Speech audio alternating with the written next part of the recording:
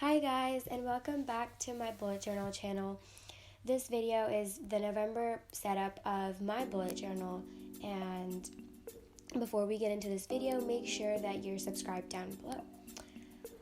So the November setup is really easy this time. I really wanted a more of a minimalistic theme with just a few little things here and there, but no difficult drawings or elaborate artwork. So the theme that I chose for November was sweater weather. I've seen it all over Pinterest and I really wanted to try it. It's just sweaters and scarves and all the winter clothing that you start to pull out of your closet around this time of year. There will be some leaves and acorns that I kind of scattered here and there, but that's because you can't really have fall without your falling leaves and acorns and all that jazz. So to start off, in case you haven't seen, I've completely drawn the sweater in a black outline. I have some checks across the sweater. That's because I've seen that a lot in Pinterest and I thought it would look really nice. The colors that I've chosen for this particular theme are oranges, deeper greens, maroons, a lot of browns. I really wanted more faded out colors that really show like winter and the cold weather. And as you can see, that olive green, and there will be a deeper purple that I love that will be in there soon. And then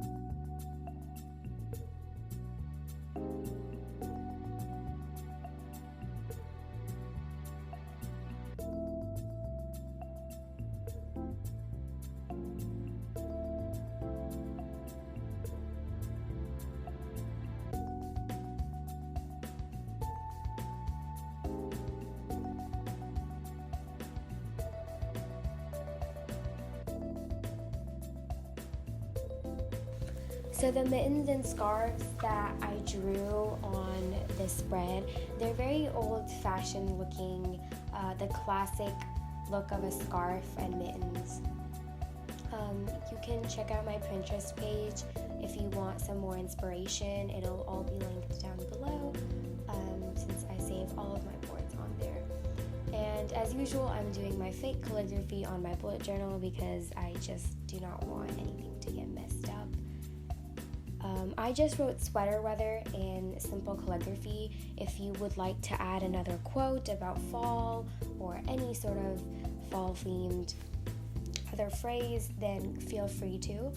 Another lettering decision that I made for this particular spread was more old-timely serif font. I wanted it to be all lowercase, and then in the middle have the second third of November's words. I've done that before in many of my spreads, and it's been used commonly where you have the first 3 letters or 4 or however many letters that a month has in one type of font, and then you basically have broken up the word into thirds, so you split it up into the different fonts that you do.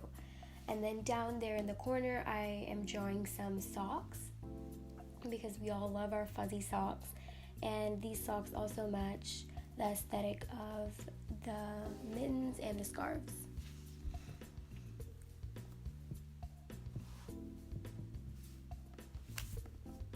I've seen a lot of sweaters also drawn in this particular theme, but I just didn't have the time, or honestly I don't think I'm good enough to draw a full-blown sweater and make it look as pretty, so I just went with the scarf and the mittens and the socks.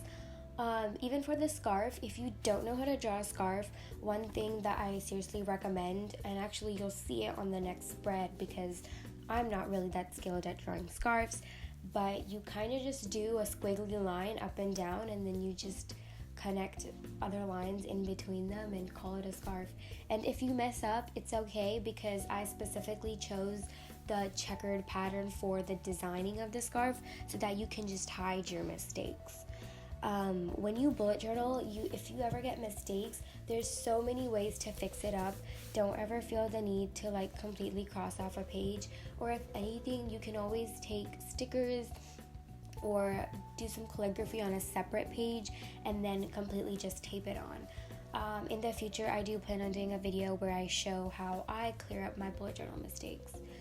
So as you can see in this video, not in this video, my bad, in this spread, I just did a squiggly line back and forth, and I'm kind of just connecting the lines, and it doesn't really look that pretty. You can tell there's some spots where you're like, see, I'm going back and fixing it in, because I just do a check over where I messed up, and once I color that in with the markers, you really won't be able to tell that you messed up there. So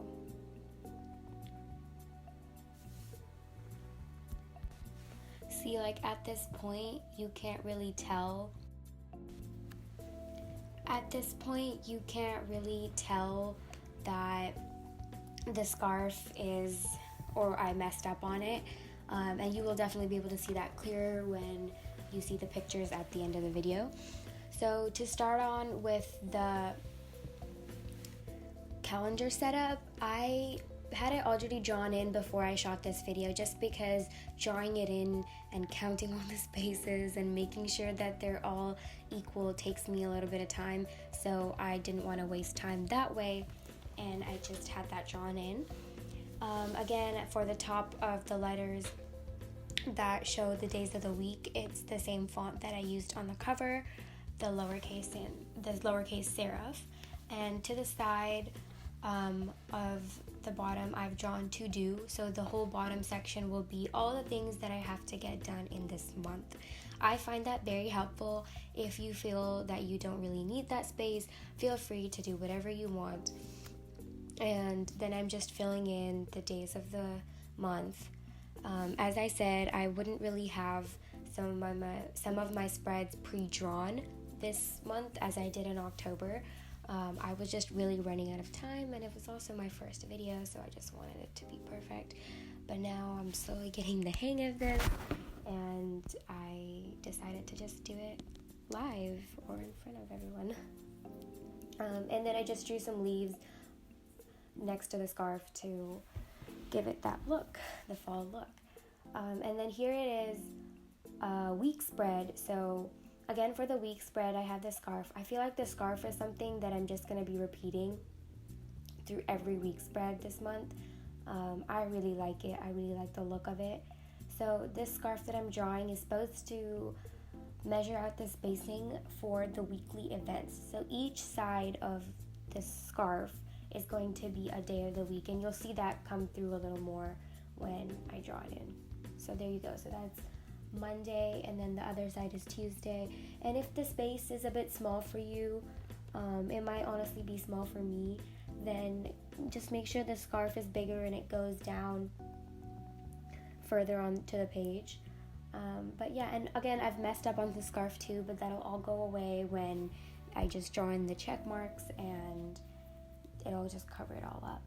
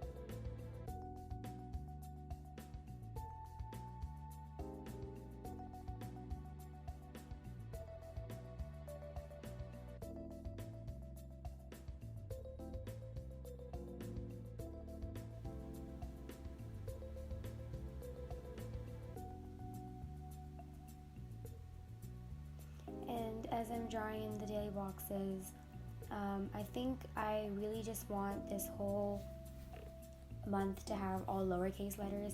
I don't know, I think that aesthetic just gives a very, like, more easygoing vibe. This month I want it to be very simple, have a lot of open white space, make it a little bit more free, and I didn't want to fill up every place that I could like I did in October. And so if you see a lot of white blank space, honestly I probably just left it there to be. I often like to contrast my previous spreads with my current spreads, and if I did a very heavy theme one month, the next month I'll want to go for a lighter theme, just make it easy for the eyes and for the hand. And there's the monthly overview.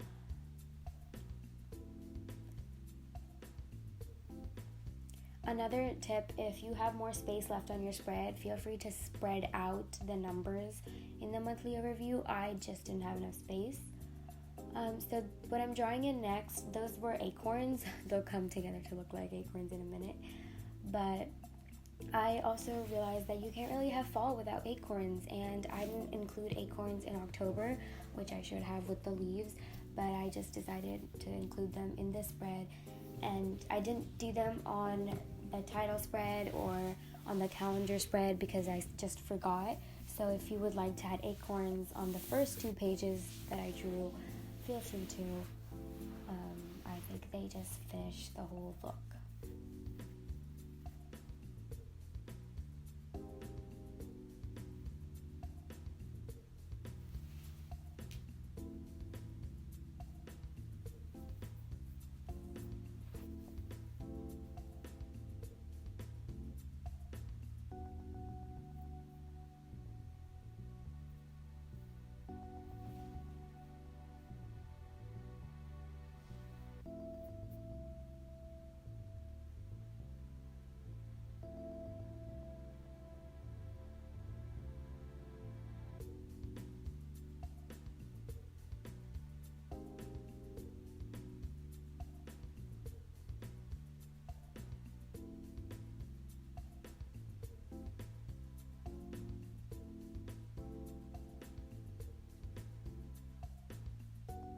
And for those of you wondering, I don't like to use rulers when I draw in my boxes or generally a bunch of straight lines. I just don't like using rulers.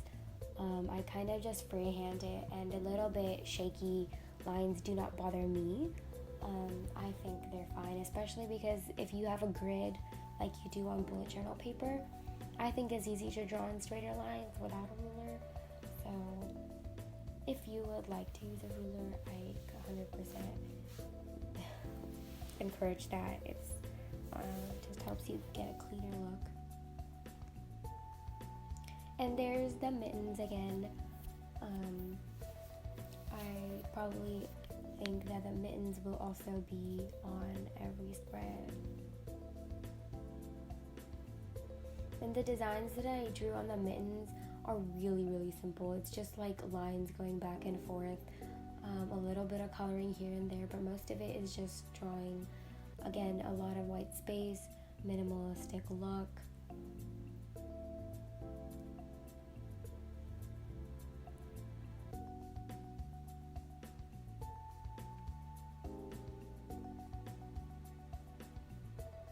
And then there's this simple thin calligraphy again that I had on the cover.